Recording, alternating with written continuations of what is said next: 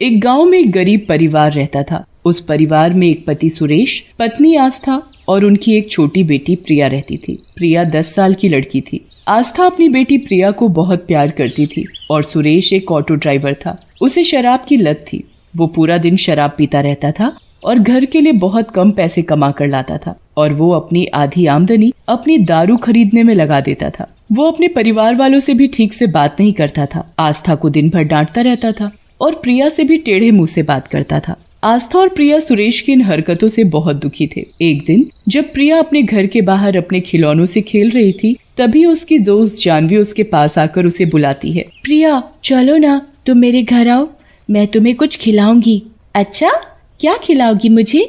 ऐसा क्या है तुम्हारे पास? मेरे बाबा एक पिज्जा लाए हैं, बहुत स्वादिष्ट है। वो तुम खाओगी ना तो तुम्हें बहुत अच्छा लगेगा।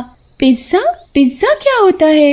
अरे, तुम्हें पिज्जा नहीं पता? अच्छा, तुम आओ मेरे घर, तुम खाओगी तो तुम्हें पता लग जाएगा कि होता क्या है। फिर प्रिया जानवी के साथ उसके घर चली जाती है और वहाँ पर बैठकर जानवी के साथ पिज्जा खाती है। जैसे ही प्रिया पिज्जा का एक निवाला अपने मुंह में डालती है तो उसे वो बहुत स्वादिष्ट लगता है। अरे वाह जानवी, ये तो बहुत ही स्वादिष्ट है। ये तुम्हारे बाबा कहाँ से लाए? मैं भी अपने माँ बाबा को बोलूंगी लाने के लिए। मेरे बाबा इसे एक दुकान से लाए। गांव के बाहर जो शहर का रास्ता जाता है, वहीं बीच में पड़ती है दुकान। प्रिया पिज्जा खाकर अपने घर चली जाती है और ये बात जाकर अपने बाबा को बोलती है। बाबा बाबा, पता है आज मुझे जानवी ने क्या खिलाया? क्या है? क्या खिलाया उसने तुझे?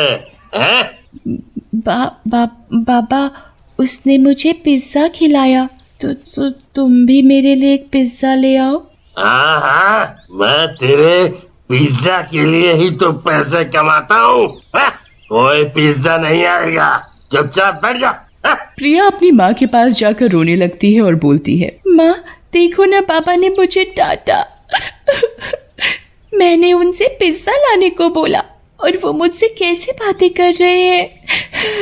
तेरे को तो पता है कि तेरे बाबा कैसे हैं। कोई बात नहीं, मैं तेरे लिए पिज्जा ले आऊंगी। ठीक है माँ। आस्था अपनी बेटी प्रिया की ख्वाहिश को पूरा करने के लिए लोगों के घरों में काम करने जाती थी और लोगों के घर काम करने के बाद उसने जितने पैसे कमाए थे उसमें से वो प्रिया के लिए पिज्जा खरीदने चली जाती है। आस्था उसी दुकान पर जाती है जहाँ से प्रिया की दोस्त जानवी के बाबा पिज्जा लेकर आए थे। आस्था वहाँ से पिज्जा खरीदकर घर की तरफ जा ही रही होती है कि कोई बहुत तेज गाड़ी लेकर आस्था को टक्कर मारकर चला जाता है और आस्था की टक्कर लगने की वजह से मौत हो जाती है। गाड़ी का ड्राइवर एक्सीडेंट के डर से वहाँ से भाग जाता है। बहुत रात हो चुकी थी। प्रिया अपनी माँ का इंतजार कर रही थी। माँ को काम से वापस आते हुए कभी इतना समय नहीं लगता।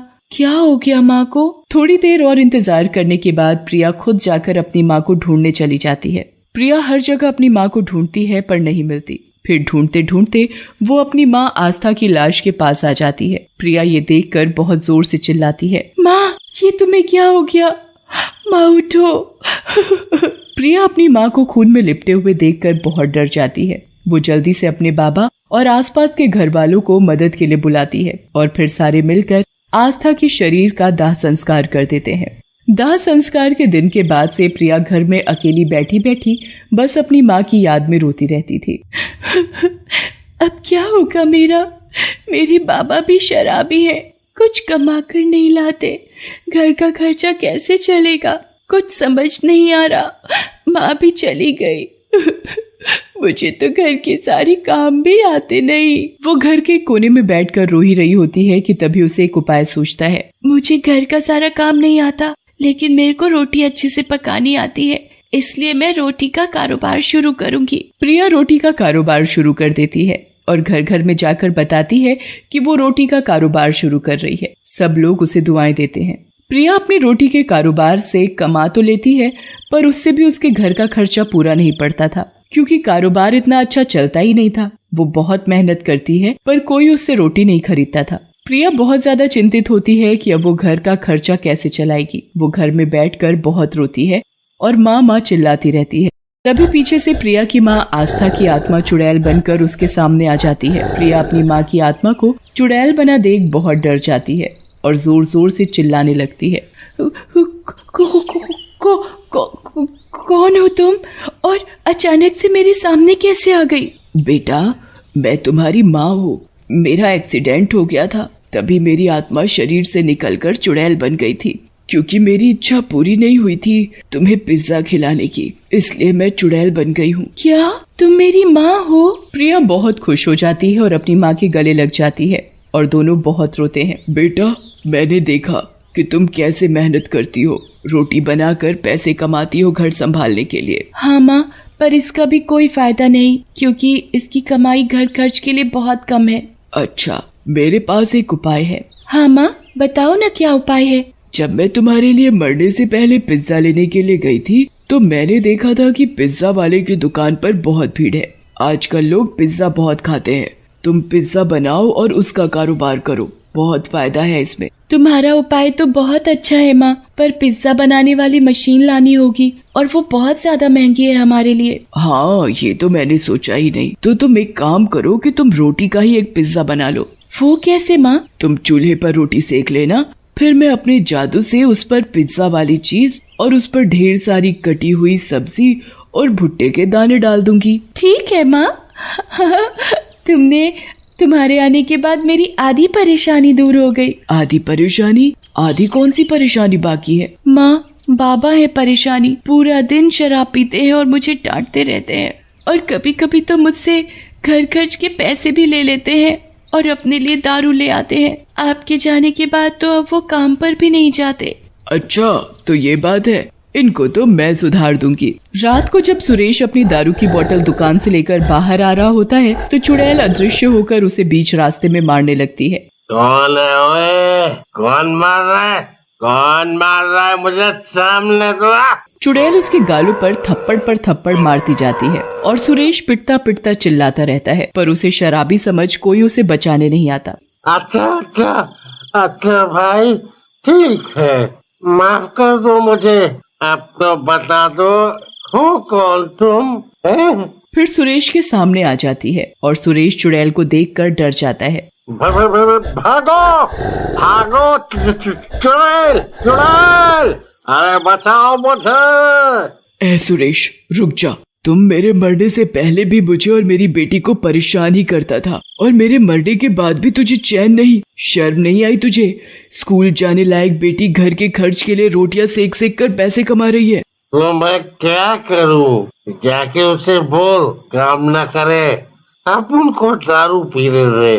दारू। अभी भी तेरा नशा उतरा नहीं, ले तू और मार खा। फिर चुड़ैल उसे जोर जोर से मारने लगती है। अच्छा भाई, ठीक है, बोलो क्या करना है मुझे? अपना ये दारू वारू छोड़, मेरी बेटी से माफी मांग और जाकर मेरी बेटी के काम में मदद कर। चल जा। फिर सुरेश जाकर प्रिया से माफी मांगता है। बेटी प्रिया, मुझे माफ कर दो। अब तुम जो बोलोगी मैं वो करूँगा। मैं तुम्हारी पूरी देखभाल करूँगा। प्रिया सुरेश का ऐसा सुधरा हुआ व्यवहार देखकर बहुत खुश हो जाती है। फिर प्रिया अपने काम पर लग जाती है और रोटी बनाकर चुड़ैल को दे देती है और चुड़ैल उस पर पिज्जा जैसी सजावट करके पैक कर देती है और सुरेश को ग्राहक के घर घर तक पहुंचाने के लिए बोलती है। सुरेश रोटी पिज्जा की डिलीवरी का काम करता है। ये रोटी पिज्जा का कारोबार बहुत फैलने लगा। शहर शहर से लोग इसे खाने के लिए आने लगे। इस कारोबार से बहुत पैसे आने लगे और घर खर्च बहुत आसानी से चलने लगा। क्योंकि अब कारोबार से अच्छी खासी आमदनी आने लगी है तो प्रिया का पास वाले प्राइवेट स्कूल में एडमिशन करा लेते हैं। प्रिया बड़ी हो जाएगी, पढ़ लिख जाएगी तो कुछ बन जाएगी। हाँ, तुम सही कह रही हो। मैं भी यही सोच रहा था। कल सुबह जाकर स्कूल वालों से बात करके आऊंगा। अब ये काम संभाल लूंगा। डिलीवरी के लिए कोई और लड़का रख लूंगा।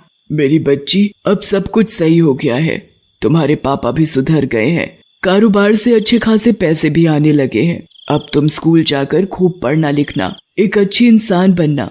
मुझे तुम पर पूरा भरोसा है। हाँ माँ, तुम मेरी चिंता मत करो। तुम साथ हो ना, तो मैं हर काम कर लूंगी। बेटा मैं हमेशा तुम्हारे साथ नहीं रह सकती यहाँ। मैं एक चुड़ैल हूँ। जिस मकसद से चुड़ैल बनकर यहाँ आई थी वो पूरा हो चुका और वो था तुम्हारा जीवन संवारना। अब मेरी मुक्ति का समय हो गया है। नहीं माँ, तुम ऐसा नहीं कर सकती। तुम यही रहो मेरे पास। मुझे नहीं पता। बेटा, तुम भगवान पर विश्वास रखो, वो तुम्हारे साथ हमेशा रहेंगे। और फिर चुड़ैल आसमान में जाकर गायब हो जाती है।